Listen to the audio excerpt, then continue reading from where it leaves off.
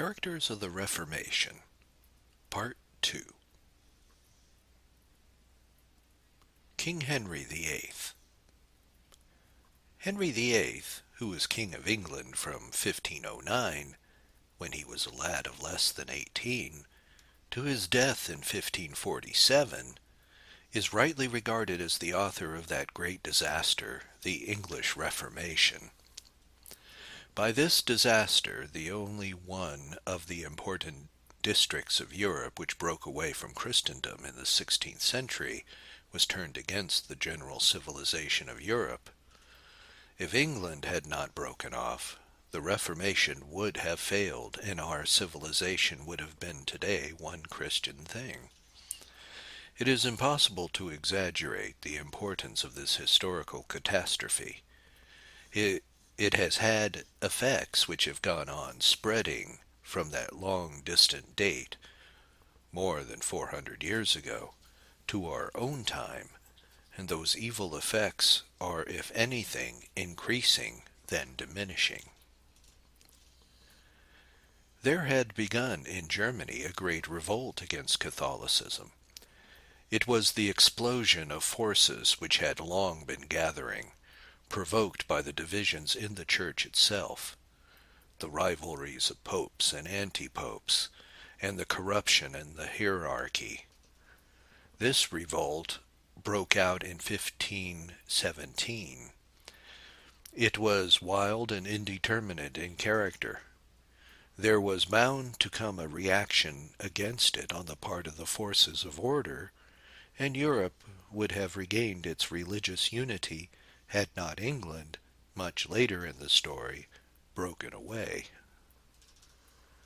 England at that time, when the trouble began in Germany, was very little affected by heresy. King and people were quite normally Catholic.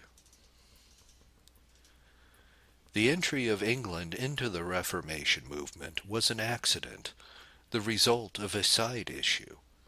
This side issue was the desire of King Henry VIII to get an annulment of the marriage between himself and his legitimate wife, Catherine, the daughter of the Spanish monarch. He wanted the marriage annulled because she had been completely captured by Anne Boleyn, a young woman of the court, who would be satisfied with nothing less than being his queen. He could not get the Pope to grant the annulment, so those who flattered and supported him, and particularly his minister, Thomas Cromwell, gradually moved for the break with Rome. This was achieved at the end of 1534. Henry tried to keep England Catholic without the Pope, but he failed. And after his death in 1547, the breakup of religion in England began.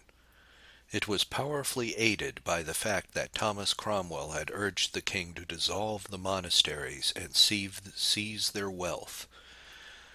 But of this wealth the English landed classes, who were everywhere, the local leaders, received the bulk, so that it was to their interest to further the Reformation. And it was this financial reason more than any other which worked unceasingly to drag England away from Catholicism. Though so much else was at work, it will be seen that if Henry had not weakly allowed himself to be captured by Anne Boleyn, and then allowed himself to be pushed into the extreme position of breaking with the papacy rather than disappoint the woman who had infatuated him, England would be Catholic today. And if England had remained Catholic, the Reformation elsewhere would certainly have died out. He it was who started the ball rolling. He did not intend the results which ultimately followed, nor even the results which followed immediately within his own lifetime, still less the results which followed after his death. It was a passionate, foolish, ill-considered blunder, and it was a very good example of the truth that evil comes upon the world through men's blind sins much more than through their calculation.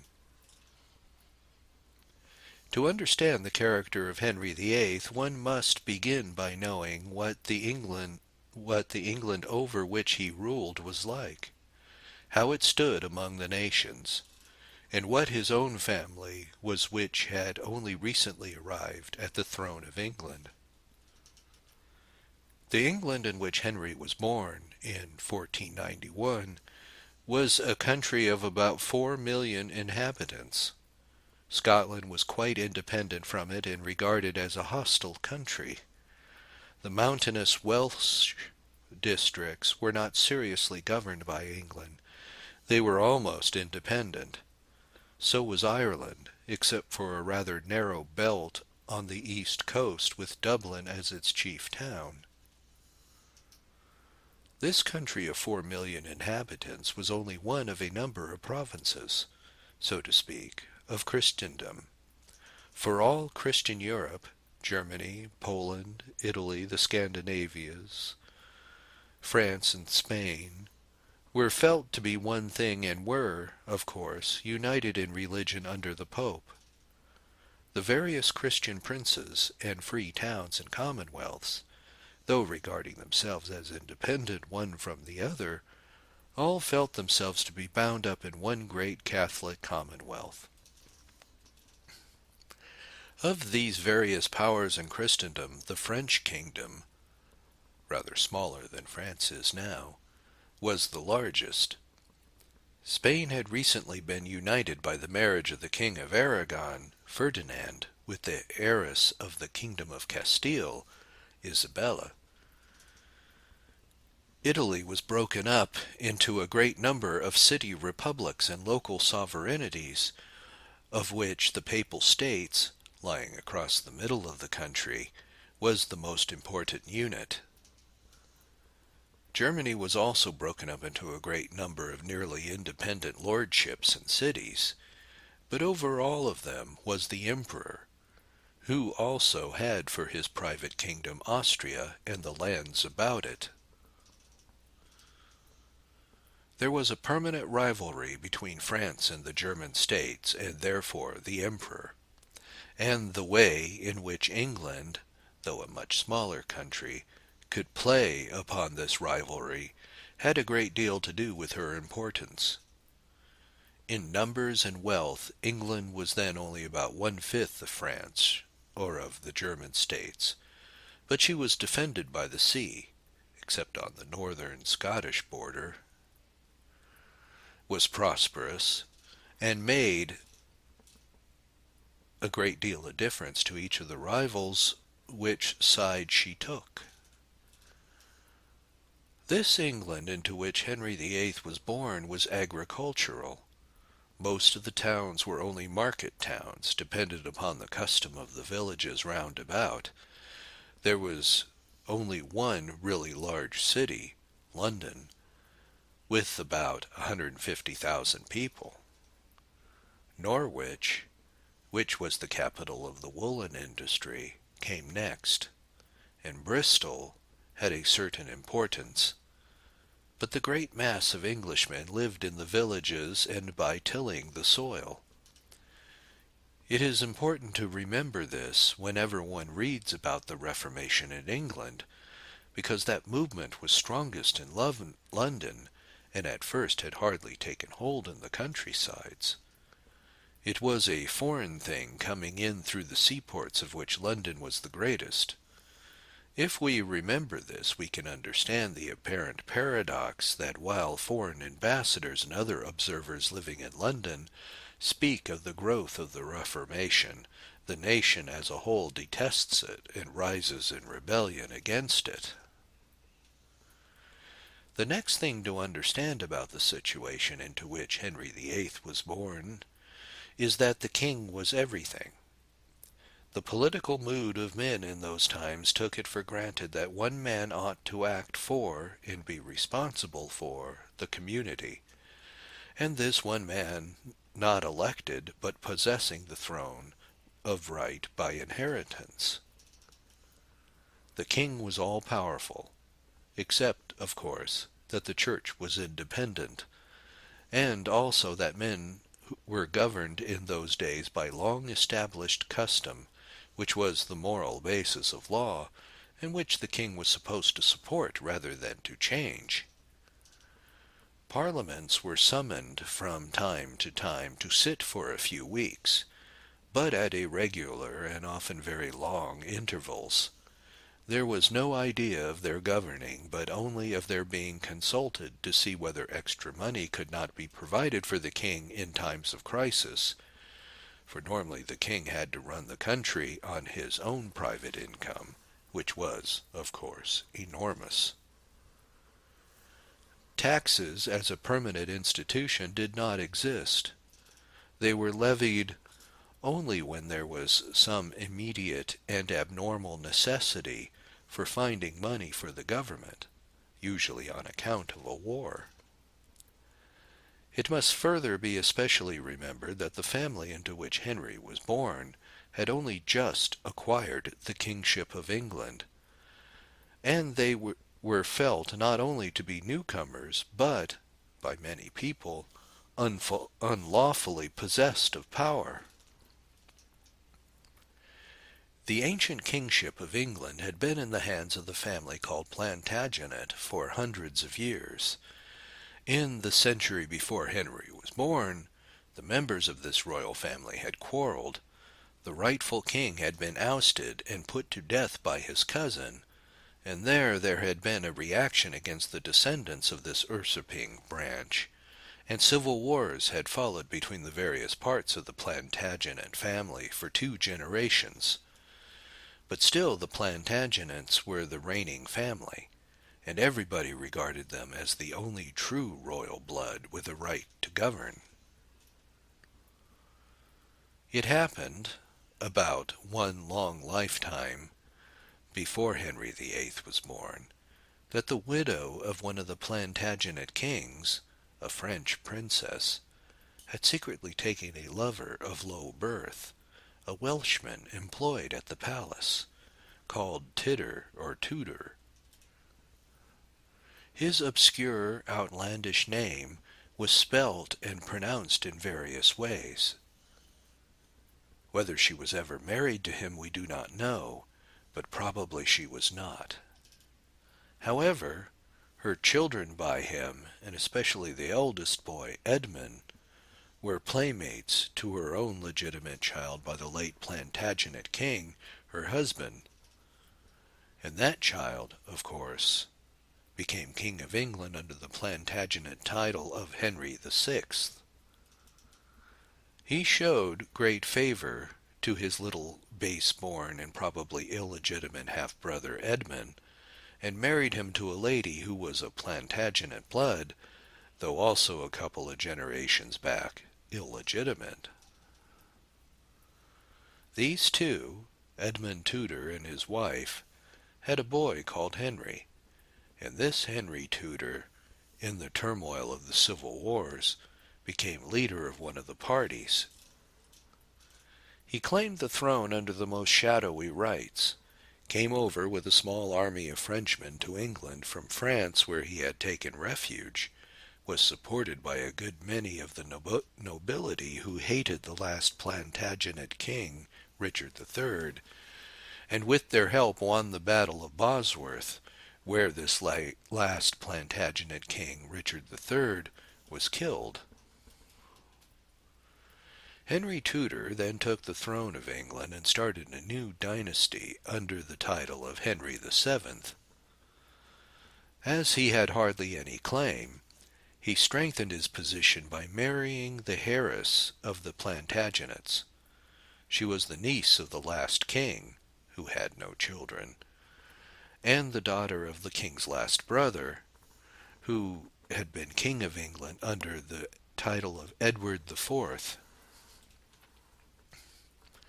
All this happened in 1485, only 6 years before Henry VIII was born, so we see of what a new and unstable royal family that child came. Henry VII, the first Tudor king, and his wife had 2 sons as well as daughters. The eldest son was called Arthur, and the second Henry, who became Henry VIII. Arthur was some years older than Henry and was the heir. In these two sons mixed two very different kinds of blood. The queen, their mother, being the daughter of Edward IV, the handsomest man of his time, and her beautiful mother being of the fine Woodville family, handed on the strong physique, good health, vigor, and the rest of these families. On the Tudor side the blood was bad. Henry VII himself was frail and often ailing. He had been born too early in his mother's life, and his mother's family was not remarkable for health either. It is important to remember this double strain in the children of the Tudors. It accounts for a great deal. Henry VII negotiated a marriage between his heir, young Prince Arthur, and the daughter of Ferdinand and Isabella, the monarchs of Spain. She is known to history as Catherine of Aragon. They were only children of 15 when the nominal marriage took place, it being celebrated thus early, as royal marriages often were, in order to clinch an alliance. But Prince Arthur died immediately after the marriage, and we can be certain it was never consummated. The poor young child Catherine, nominally widow of the last heir, was kept on at the English court, and a betrothal was arranged between her and her little brother-in-law, Henry. Betrothals in those days, and especially in that rank, were very solemn affairs, almost as binding as a marriage, and though the actual marriage could only take place when Henry should grow up, yet even for the betrothal it was necessary to get a dispensation from the Pope of the day, Julius II, because Catherine had been, nominally at least, the wife of the boy's brother. It was a disputed point among theologians whether the Pope could or could not give a dispensation for marriage with a deceased brother's wife. Morally, of course, it did not matter in this case because the marriage between the young Prince Arthur and Catherine had only been a nominal one. But the point was to prove of enormous importance in the future. Young Henry, being thus left sole heir to the throne, his father died in the spring of 1509, some months before the boy would reach his 18th birthday. He duly succeeded under the title of Henry VIII, was crowned, and proceeded to marry at once this sister-in-law of his, Catherine, older than himself by nearly 6 years. They were at first very happy together.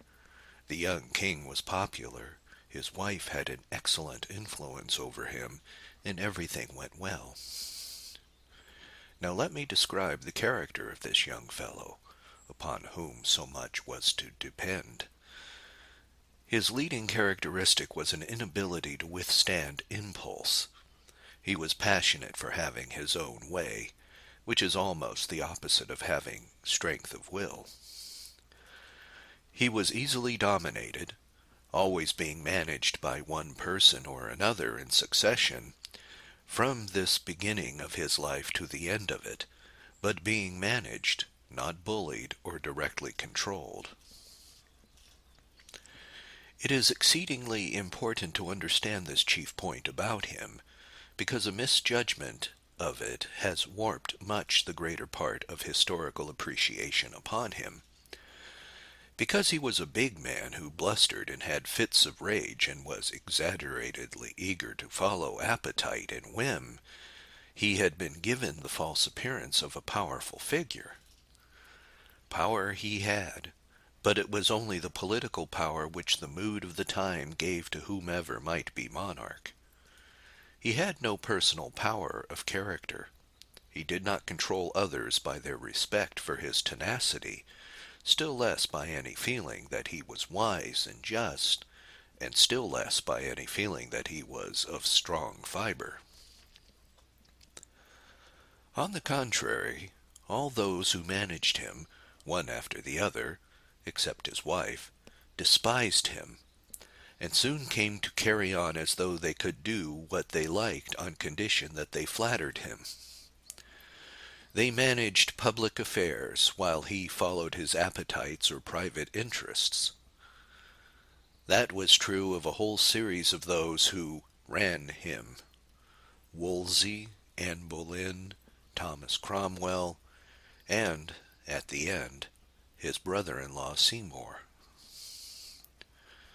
The only exception was that admirable wife of his who, through the simplicity of her character and her strong affection as well as from her sense of duty, treated him with respect. But her influence over him was, perhaps on that account, soon lost. As might be expected with a nature of this kind, he revolted against each manager, one after the other. He felt he was being run by each in turn, grew peevish about it, had explosions of anger, and would in a fit of passion get rid of them. Getting rid of them often meant, under the despotic conditions of that day, putting them to death. That is how he suddenly broke with Wolsey. That is how he broke with Anne Boleyn. That is how he broke with Thomas Cromwell, who had all three done what they willed with him, acting independently of him, showing their contempt for him in private and ultimately rousing his fury. Every woman, except his first wife, Catherine, with whom he had to deal, treated him pretty soon with contempt, and that it is a most significant test of a man's value.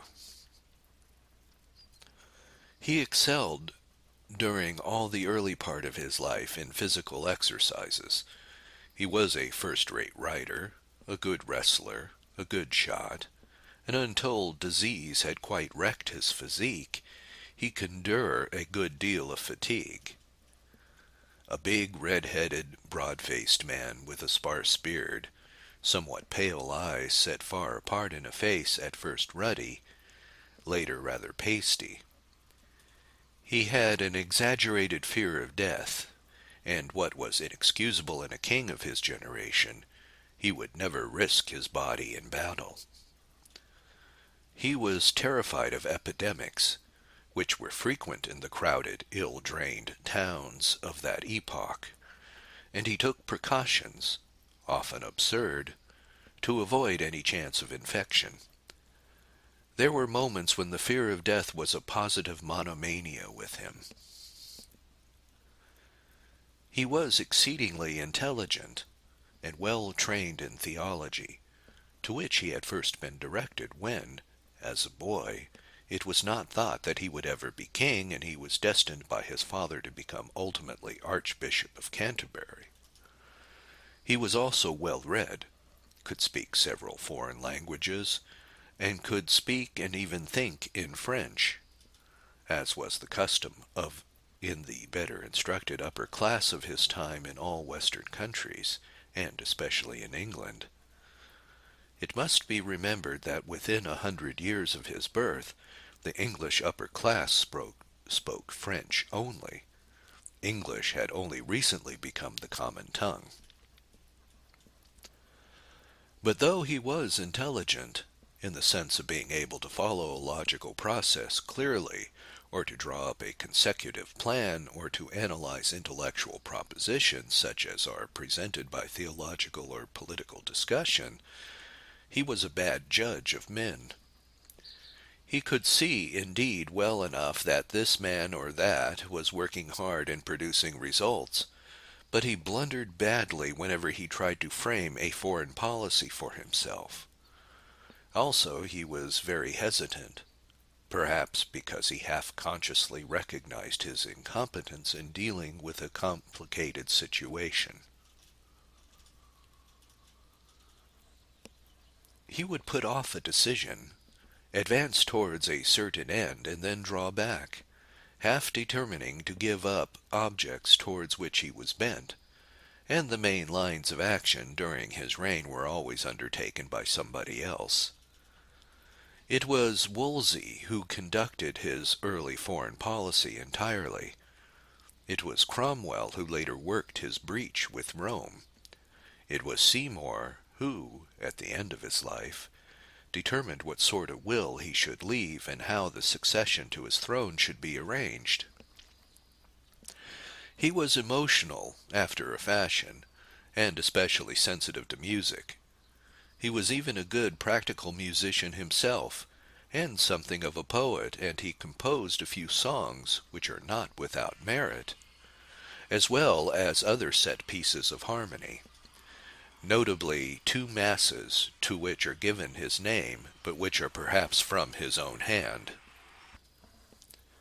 He was very vain, vain of his looks and of his athletics in early life, exceedingly touchy about his dignity and his majesty as a king.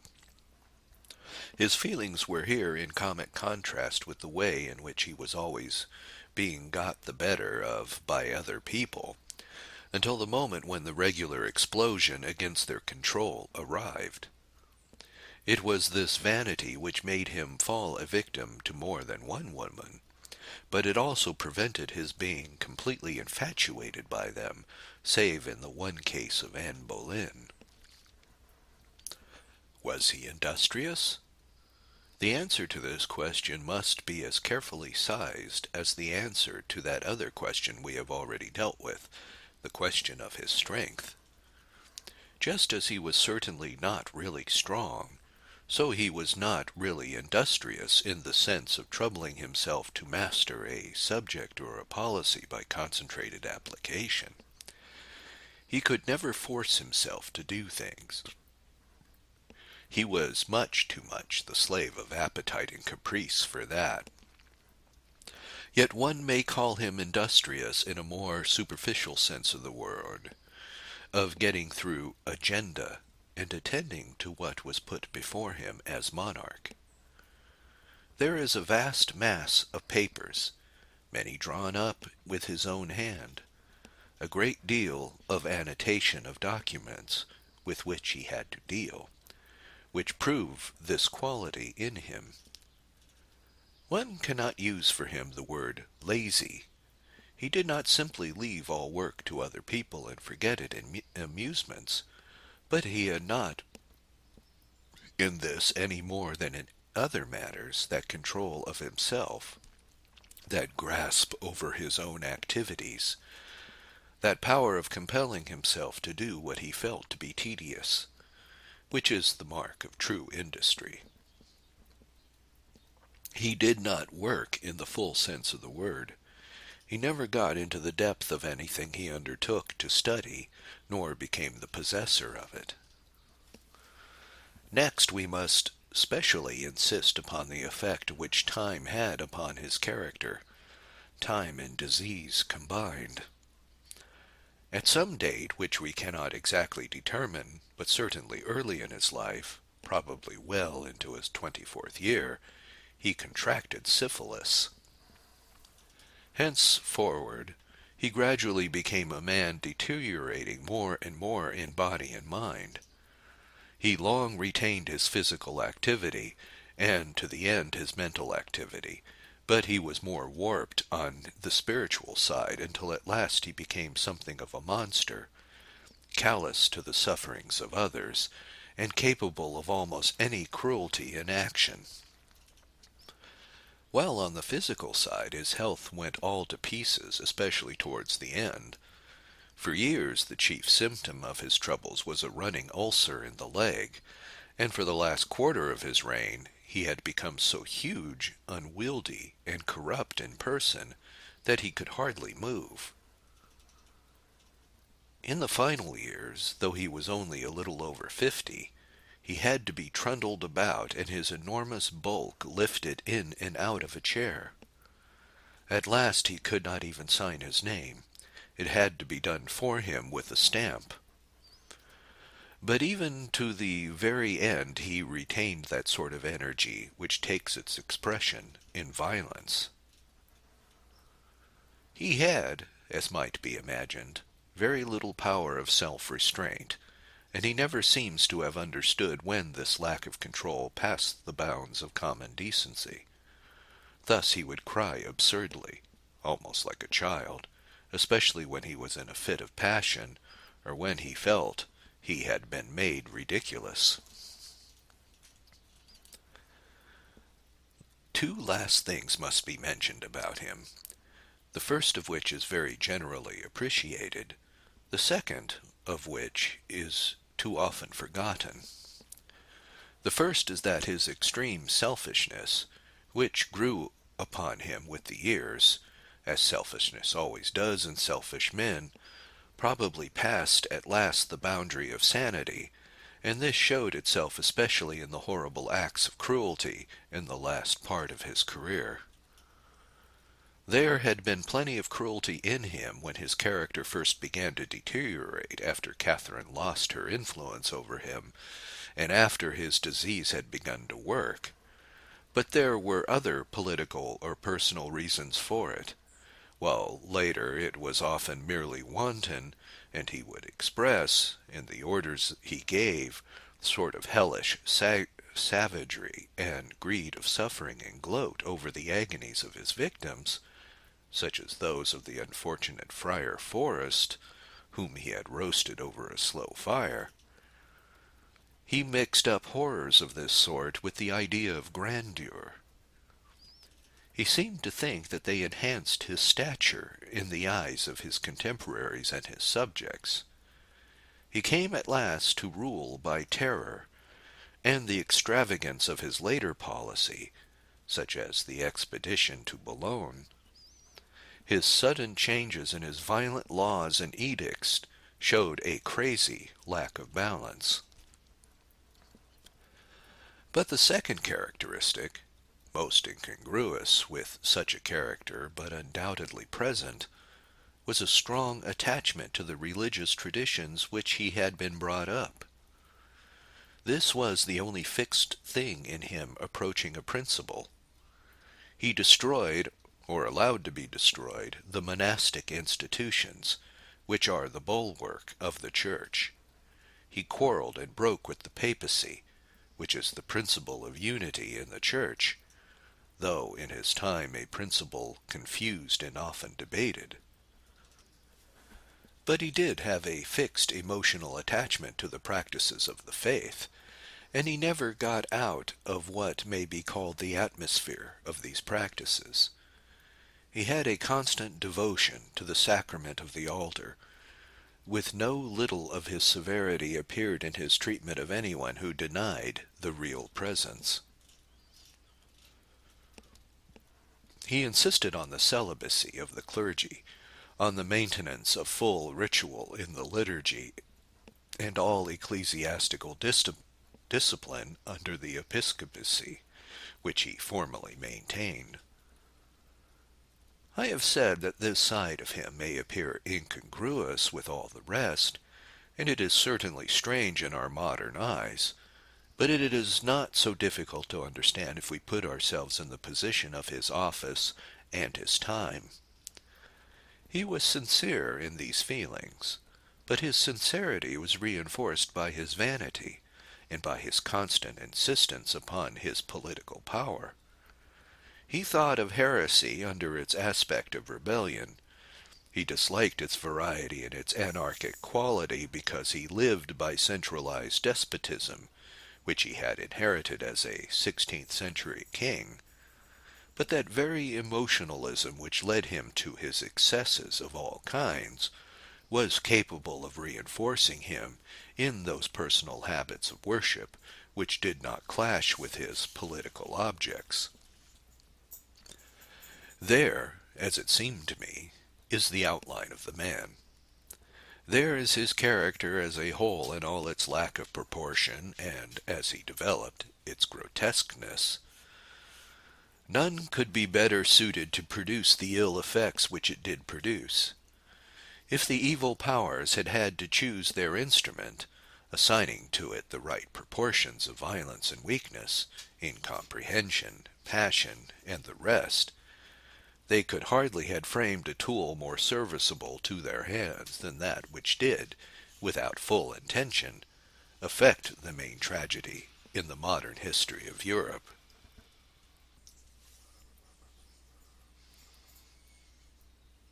Catherine of Aragon.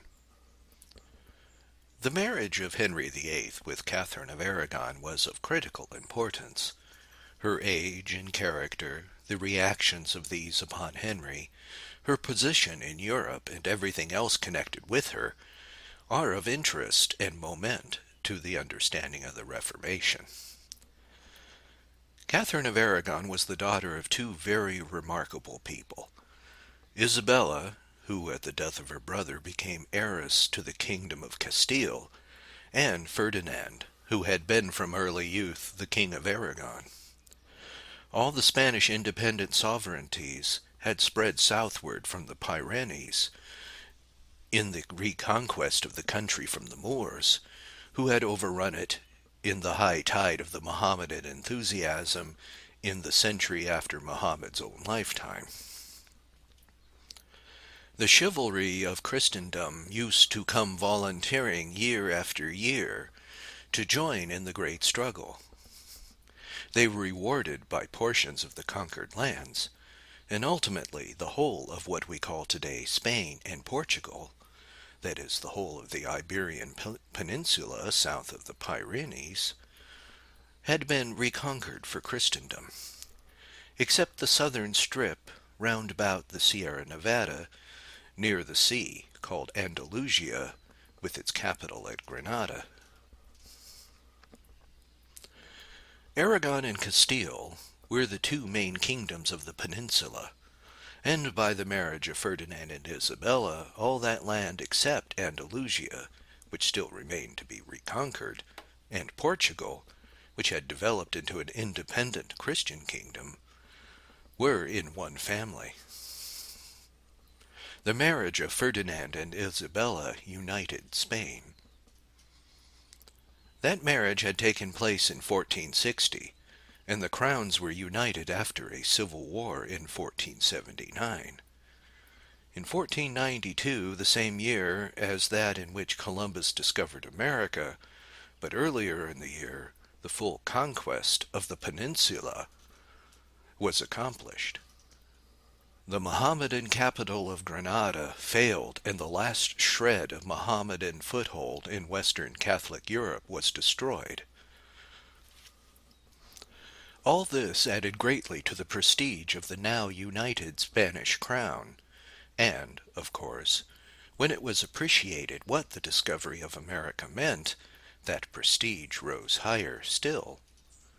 When it was a little later appreciated what an immense wealth would come to the Spanish sovereigns from their claims in the New World, it rose higher again. Hence, when Henry VIII, with his base lineage and lack of claim, his haphazard acquirement of the English throne, arranged a marriage between his family and the Spanish royal house, it was a very good thing indeed. There could be no comparison in the wealth or the importance of the two.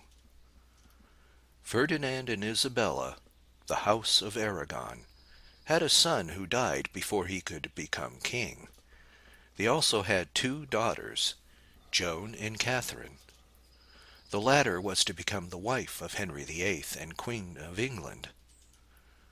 Joan was of weak intellect and died probably deranged.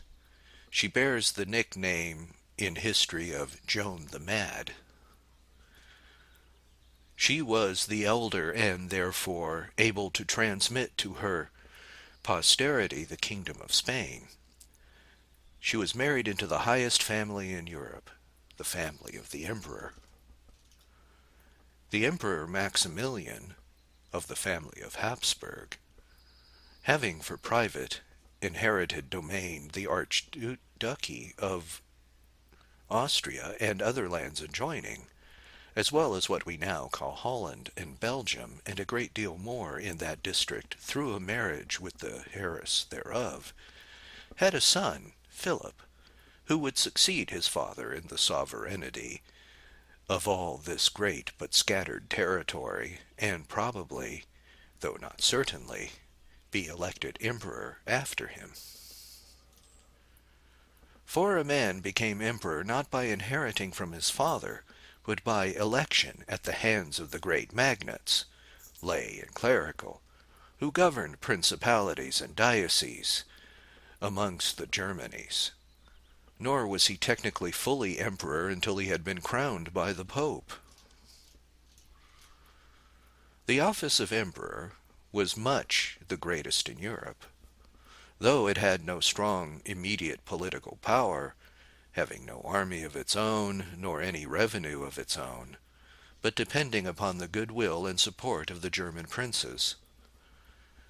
However, in itself, to be emperor was the greatest thing one could be. To marry the emperor was the greatest marriage one could make. When, therefore, Joan of Aragon married Philip, this son of Maximilian, bringing with her the newly united kingdom of Spain, which her children would inherit as her brother was dead, there was united, in prospect, under the rule of one man, Philip of Habsburg, the empire, and in direct large territories, including the immensely wealthy Netherlands with their great mercantile towns, southern Italy, which was part of the crown of Aragon, and all Spain, with that new wealth which, it was now seen, was going to pour in from beyond the Atlantic. It was a marriage which looked as though it would put into one hand much the greatest part of power in Europe. The only great country standing outside the combination was France.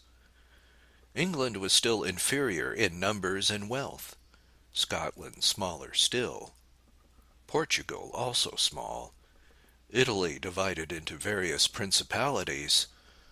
The Christian empire of the East had gone down before the Mohammedan.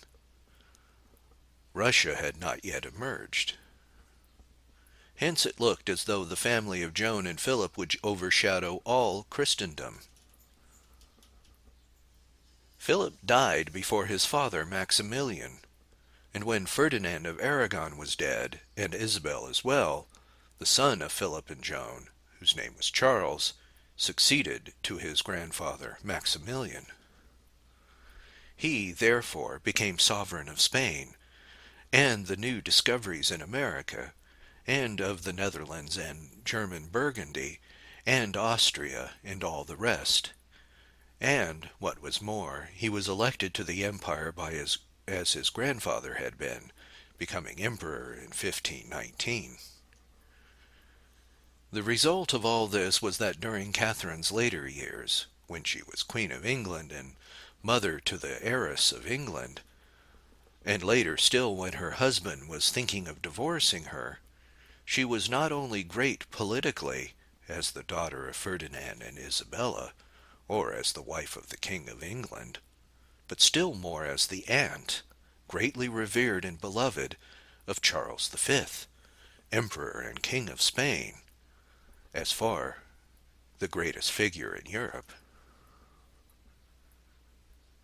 Catherine was born in December 1485, the same year in which Henry VII had usurped the crown of England by the lucky accident of the Battle of Bosworth. She was betrothed to the heir of this English king, bringing with her the promise of a large dowry. This young prince was only 15 years old, and, when he married Catherine, on November 14, 1501, she was not quite 16. There are two things to be understood by a modern person to whom the conditions of that time are necessarily strange. First, royal marriages of this sort between people who were still little more than children gave no scandal. They were a matter of course. Second, the question of a cash dowry was without question most important. The reason for the first of these points was this. In the old united Christendom there were no wars of conquest properly so called. Catholic morals did not admit the idea that any Christian prince was independent of the general scheme of Christian unity. he might put in a claim to a piece of territory, saying that he had a better right to its inheritance than the actual owners. He might fight to substantiate his claim, and no doubt his claim might be a flimsy one. But the modern idea of merely taking a thing by force from other Christians and then ratifying your theft by treaty occurred to no one. The way in which states increase their powers, or, as they would have it, the way in which the reigning families increased their powers, was by making marriages which would bring them in either large sums of money or new territories from which further taxes could be gathered. Therefore, purely political arrangements were made by which the quite young people, sometimes infants, were betrothed. The betrothal was not valid in the eyes of the Church, of course, until it had been ratified by the younger people after they had come to the proper age. But the two powers would hasten to have the marriage celebrated as soon as possible after the earliest canonical age allowed by the rules of the Church. Therefore, young people of this rank were often married at such an age as saw the marriage of Catherine and Henry VII's heir, Prince Arthur. The marriage did not become a real marriage until somewhat later. All this must be borne in mind when we consider the case of Catherine of Aragon and Henry VIII's divorce from her. This young Prince Arthur, younger even than his wife, died 4.5 months after the marriage, on April 2nd, 1502, and young Catherine was left a nominal widow at the court of her scheming father-in-law, Henry VII, the Tudor King of England.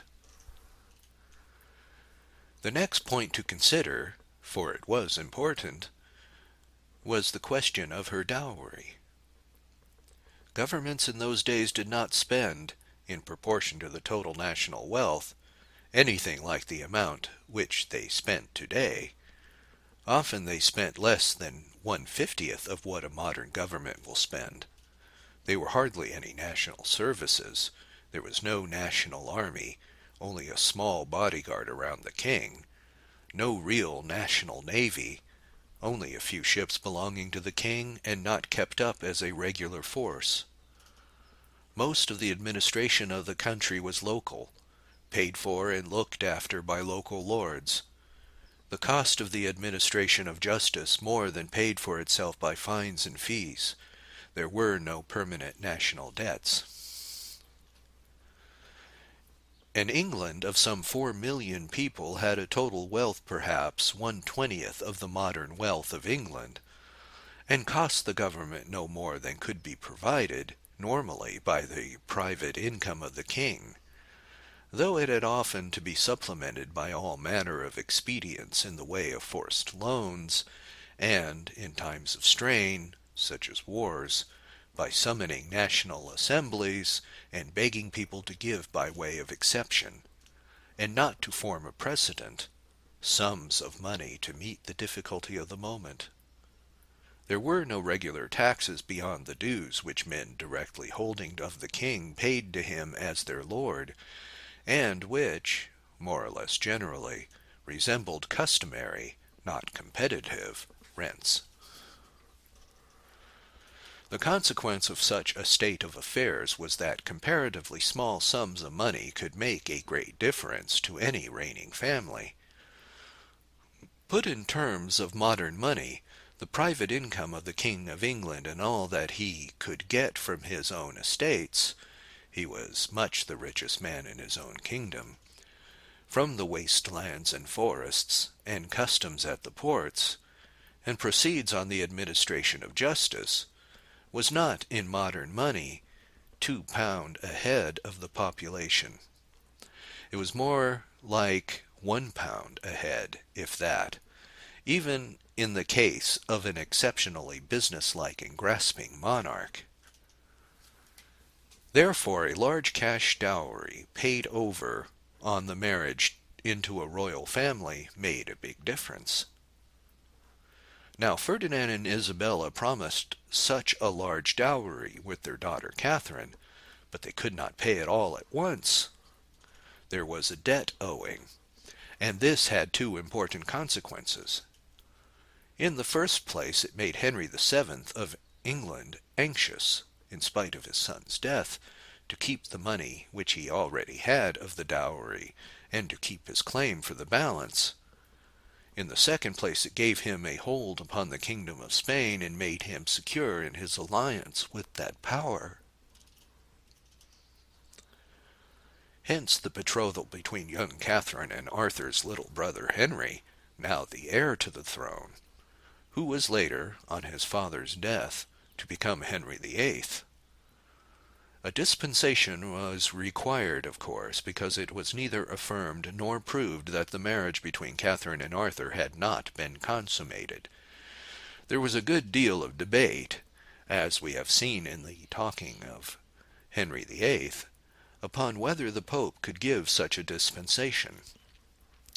That is, upon whether the prohibition against marrying a deceased brother's wife were a matter of divine or of human law, since, of course, the Pope cannot dispense from divine law. However, the dispensation was obtained from Pope Julius II in 1504, and after Henry VII's death, young Henry VIII, then a few weeks short of his 18th birthday, married Catherine. She was 5.5 years his senior, but still quite young. They had been brought up together, and Henry was delighted with and determined on the marriage. The interval between Arthur's death and her marriage with Henry, Catherine had had a very difficult time. She could not speak English, her French was doubtful, her native Castilian was the only tongue in which she could think or express herself readily. She had but one close friend to remind her of home, a confessor of the same nationality as herself, and she was told not to be too intimate with him. Her wretched father-in-law, Henry VII, had proposed at one moment to marry her himself, and even got the unfortunate child to write a letter saying that she was willing, but the indignant protest of her mother Isabella put an end to that project at once. Her marriage with the young Henry, therefore, was a relief, and, as he was at that moment, it was also a delight. She was very fond of him as he was of her, but she was unselfish, whereas he was already one of the most selfish young men alive. The difference in age, which had not yet affected Henry's feelings, gave her a yet stronger feeling of affection, a protective feeling for him, and he was greatly under her influence. In person, Catherine was short, broad, and fair. Active enough in body, she had one very pleasing mark, which was a charming temper. She was friends with everyone and always smiling, universally popular, and at the same time busy in all her employments as queen. She was thoroughly liked by her subjects and by everyone about her the young court.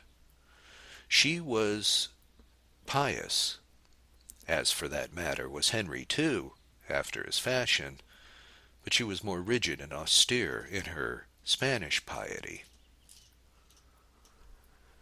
She had one defect in the business of governing, which was a virtue in itself and would have been an advantage in any other position, though it was a disadvantage in the position of queen. She was very simple. It went with being very direct and straightforward, but she could not understand intrigue, and she did not trouble to sound people's motives. She was rather too easily taken in. Over and over again during her life she acceded to proposals which would have been to her disadvantage, and from which wiser and more corrupt people had to dissuade her. But she was industrious, and looked well after any affair that she undertook, and her servants and dependents were devoted to her. She ruled her household as well. She acted as regent while her young husband was away at the wars in France.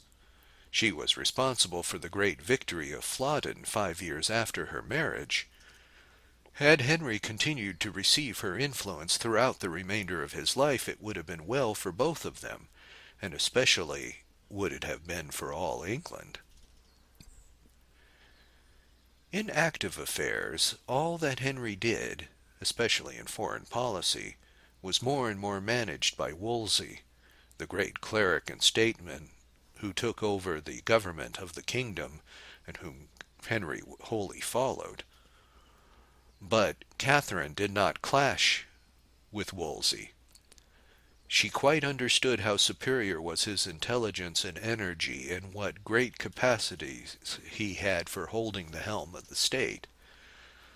The trouble between her and her husband, which broke her heart and made the whole of her life so great a tragedy, came from two things. First of all, it came from the wretched instability of Henry's character, sensual, capricious, unable to control appetite, and abominably indifferent to the sufferings of others, spoilt in every way, and spoilt, I am afraid, not a little by Catherine herself, who had made no effort to check him in spite of her affection. Secondly, it came from her bad health, or at any rate her misfortunes in the matter of children. It is true that the king's own debauchery was responsible for her health later on, but I doubt whether it was responsible for it in the first year of the marriage. We have no direct proof, of course, one way or another, but it seems unlikely from all we know of his actions and appearance when Henry first married her that he was not then a healthy man. But later she had miscarriage after miscarriage, and stillborn child after stillborn child. Only one child survived, Princess Mary, born in February 1516. There was no son and no other surviving issue when, 5 years later, it was known that Catherine could bear no more children. That was round about 1521-22. Now here arises an important point. To what extent was Henry influenced by the abominable thing he did by the desire for an heir? Did his wrongdoing of Catherine have any excuse in his disappointment at having only a daughter to succeed him? The whitewashers of Henry and the defenders of the great tragedy of the Reformation have argued with all their weight on that side. They have pretended in different degrees of sincerity that Catherine's ill success in providing him with an heir is the root of the affair. No one who reads the contemporary documents of the time can believe that. The root of the affair was Henry's miserable infatuation with Anne Boleyn. But the first duty of the historian is to be just, and we must allow a certain weight to Henry's desire for a male heir. These things cannot be put in exact proportion or percentages, but if one attempts to put it thus, and give the disappointment at the lack of an heir from 1/5 to 1/4 of his motive, one may perhaps roughly represent the weight which it bore. He was somewhat worried by not having a male heir, because his throne was not too stable. His father had been an usurper, and only captured the throne 24 years before his son's accession. There was, in its way, important to leave a son to carry on the dynasty.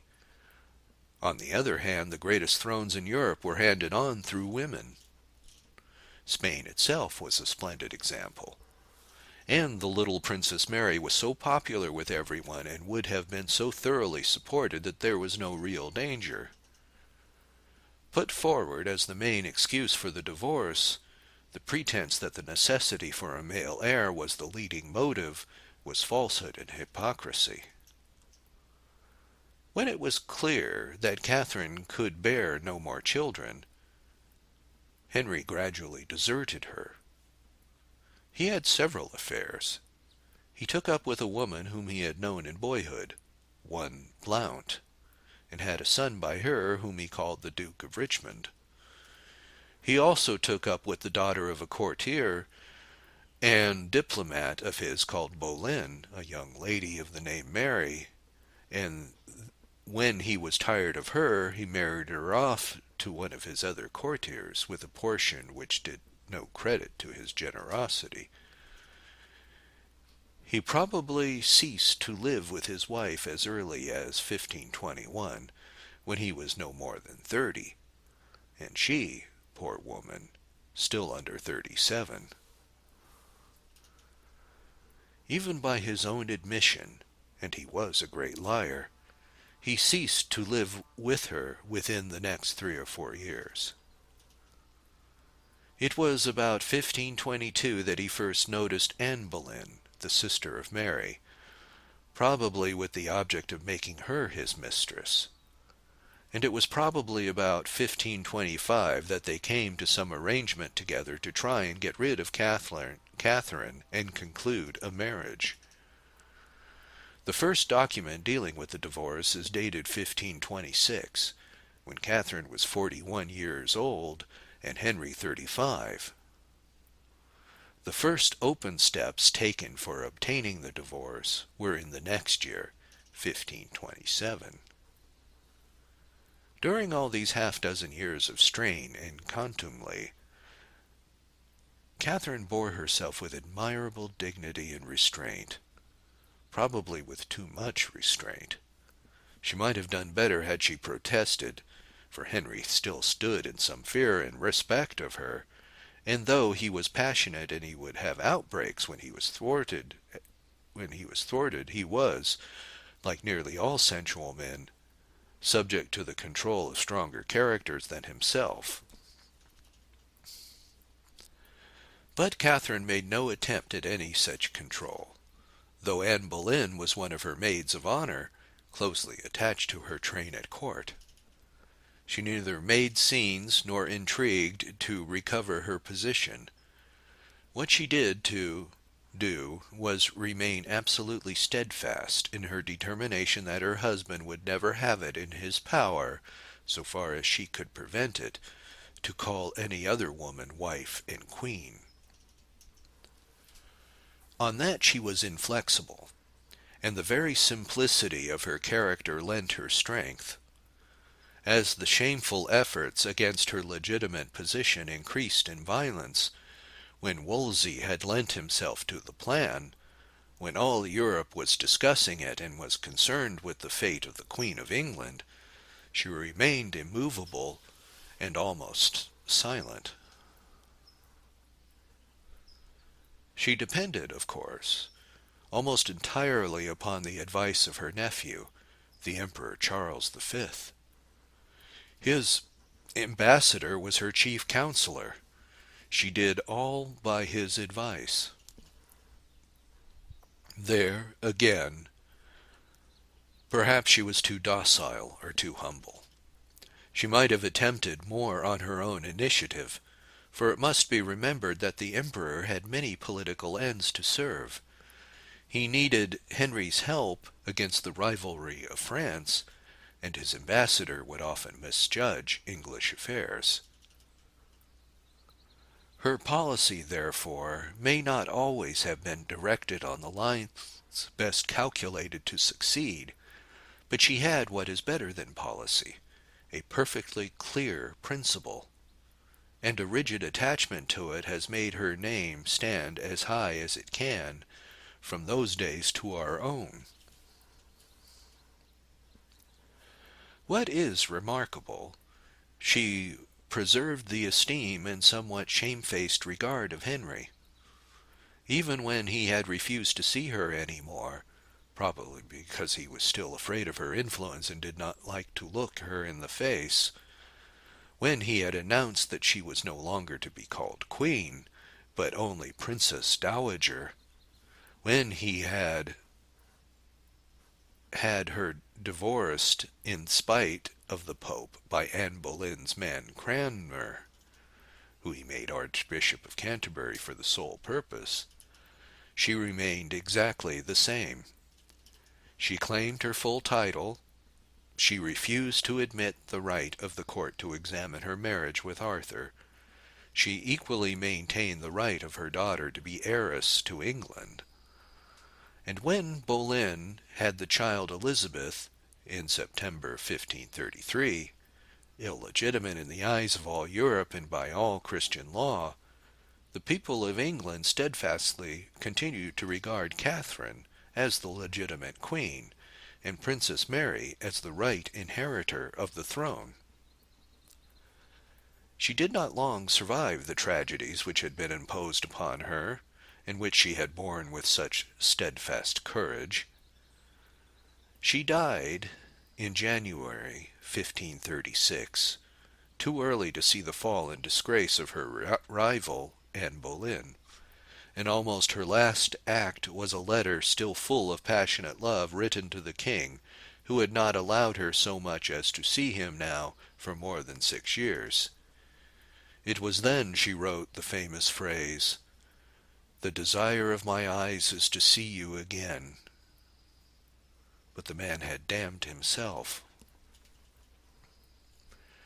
They buried her in Petersborough Cathedral, not putting over her one of the great and splendid tombs of the Renaissance, such as all her high kindred had throughout the West, but a plain slab of black stone on which there was not even an inscription till modern times. One may meditate with some profit on that simple and ignominious piece of masonry, the poor tomb of so good a woman who stood at the origin of such a great and disastrous thing. It was widely believed, and on good authority, that her rival had caused her to be poisoned. It is equally probable, perhaps more probable, that she died a natural death. For we know from the autopsy that there was a small growth upon her heart which may have been cancerous. She died, as her daughter Mary was to die many years later, hearing Mass, the Mass that was said in her sick room. She made the responses and received Holy Communion, and it is memorable and typical of her Spanish rigidity and orthodoxy as well as her training in Catholic things, that when her chaplain and confessor offered to say Mass for her before the canonical hours, lest she should die without it, she bade him wait until the regular time had come, and she lived on the few hours sufficient to enjoy the fruits of her patience.